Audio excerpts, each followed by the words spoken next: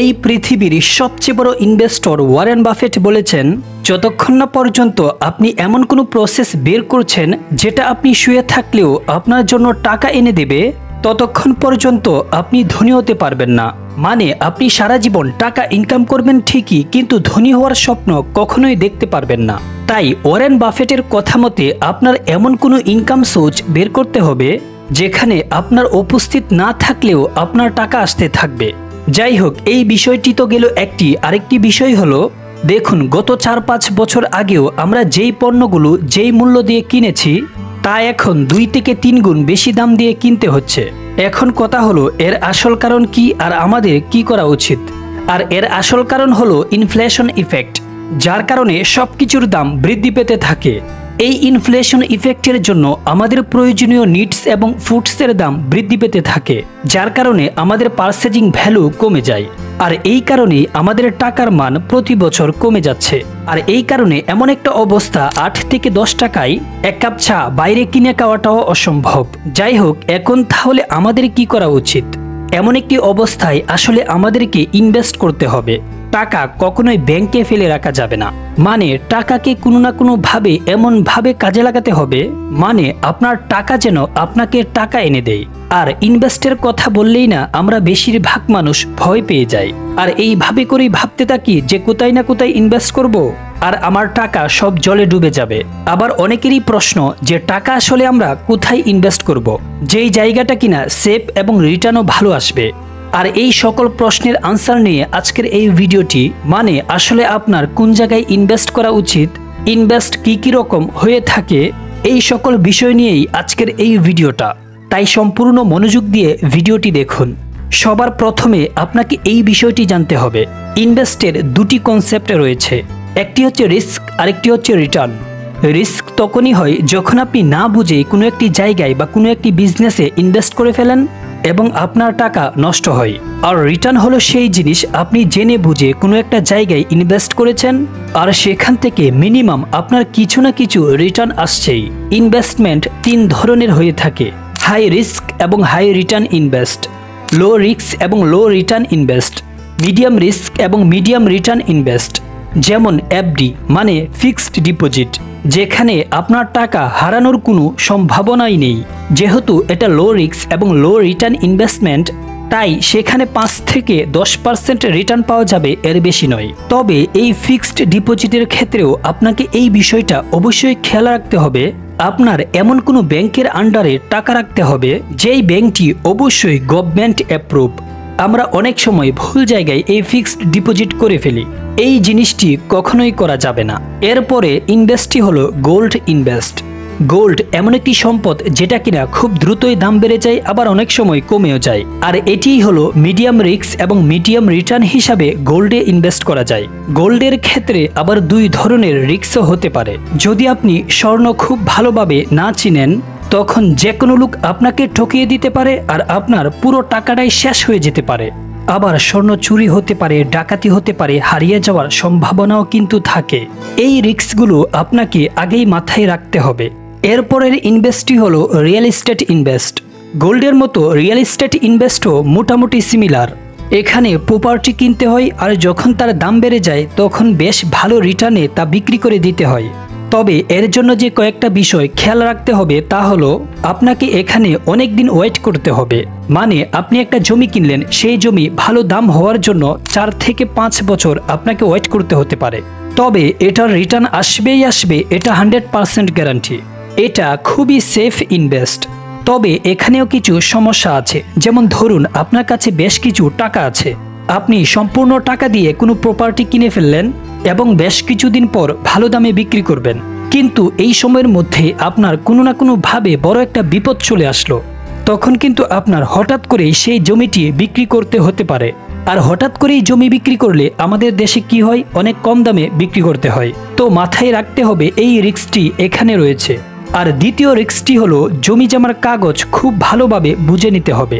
দেখুন অনেক সময় এমন হয় একই জমি একই ব্যক্তি অনেকজনের কাছে বিক্রি করে ফেলে, তখন কিন্তু সেই টাকাও তোলা যায় না, জমিও পাওয়া যায় না। তো এই বিষয়টি মাথায় রাখতে হবে। আপনি যদি নিজে এই বিষয়টি খুব ভালোভাবে বুঝেন, তাহলে আপনি নিজেই অ্যানালাইসিস করে কিনবেন, তা না হলে আপনার আশেপাশে আত্মীয় স্বজন বন্ধু বান্ধব যে এই বিষয়টা খুব ভালোভাবে বুঝে তার হেল্প নিয়েই এই কাজটি করবেন, তার আগে নয়। এরপরের ইনভেস্টটি হলো স্টক মার্কেট ইনভেস্ট। খুব সিম্পলভাবে বলতে গেলে বড় বড় কোম্পানি যেমন কোকাকোলা, ফেসবুক, এই সমস্ত কোম্পানিগুলোতে আমরা টাকা দেই, মানে তাদের শেয়ার আমরা কিনি আর তারা সেই টাকাগুলোকে নিয়ে তাদের বিজনেসে কাটায়। এখানে যদি তারা লাভ করতে পারে তাহলে আমাদের শেয়ারের দাম বাড়ে, আর সেখানে যদি তারা লস করে ফেলে তাহলে আমাদের শেয়ারের দাম কমে যায়। আর এইভাবে করেই স্টক মার্কেটের প্রসেসটা কাজ করে। এখন স্টক মার্কেট বিজনেসটা হচ্ছে একটা হাই রিস্ক এবং হাই প্রফিটেবল বিজনেস। মানে আপনি যদি স্টক মার্কেটে ঢুকেন তাহলে খুব দ্রুত ধনী হয়ে যেতে পারেন, আবার খুব দ্রুত পথের ফকির হয়ে যেতে পারেন। এখানে সবচেয়ে বেশি যেই বিষয়টা খেয়াল রাখতে হবে সেটা হলো আপনার স্টক মার্কেট সম্পর্কে কতটুকু নলেজ রয়েছে। আমরা অনেক ভিডিওতেই শুনে থাকি কিংবা অনেকের কাছেই শুনে থাকি যে স্টক মার্কেটে ইনভেস্ট করলে লাভ আর লাভ, তারপর কোনো রকম নলেজ না নিয়ে স্টক মার্কেটে ইনভেস্ট করে বসে থাকে, আর এরপরেই হতে থাকে যত প্রকারের ঝামেলা। আপনি আপনার জেলায়, আপনার আশেপাশে অথবা আপনার পরিচিত হাজারো লোককে দেখবেন এই না বুঝে স্টক মার্কেটে ইনভেস্ট করে পরে সব টাকা শেষ।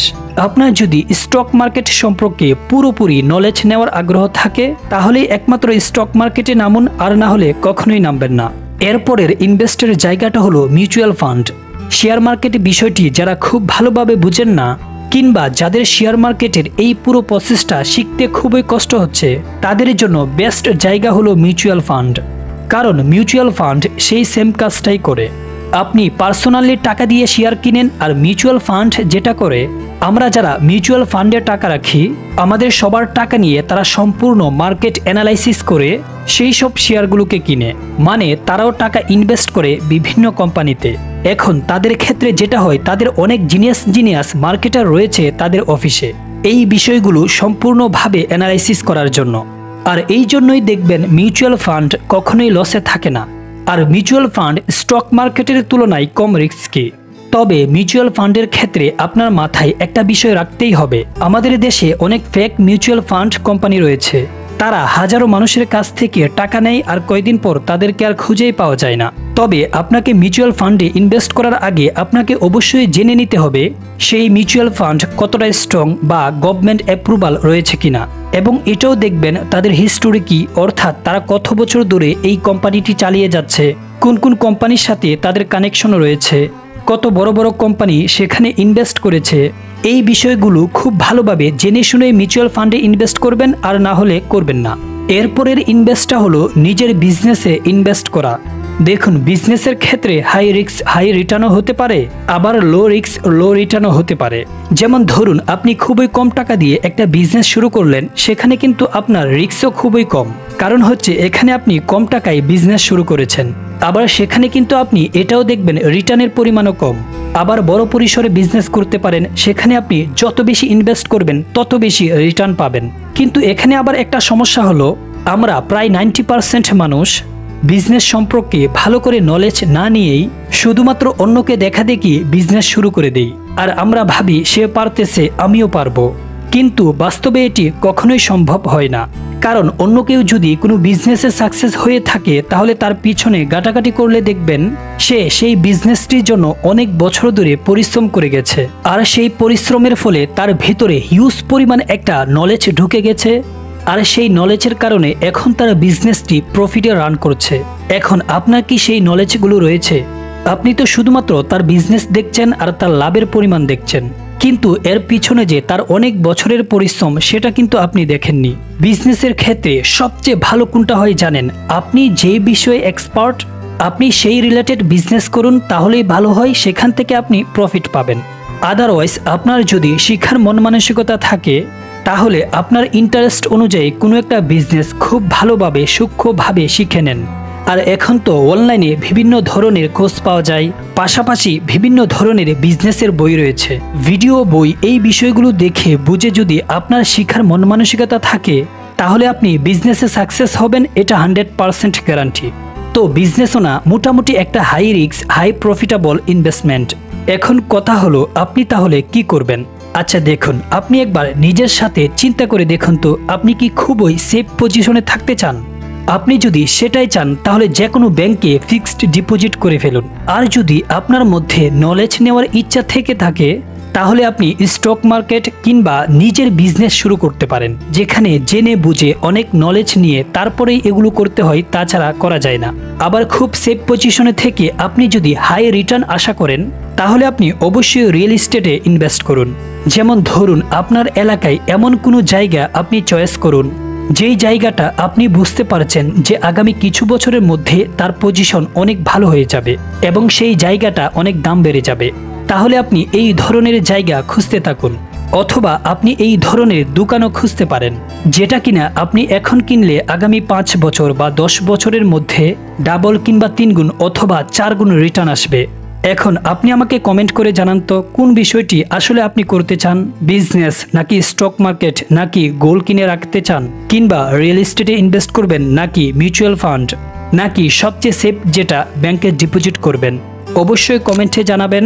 ভিডিওটি ভালো লাগলে লাইক করবেন। আর আপনি যদি ফাইন্যান্স, বিজনেস, সেলফ ডেভেলপমেন্টের ভিডিও পেতে চান তাহলে আমাদের চ্যানেলটিকে সাবস্ক্রাইব করে রাখতে পারেন।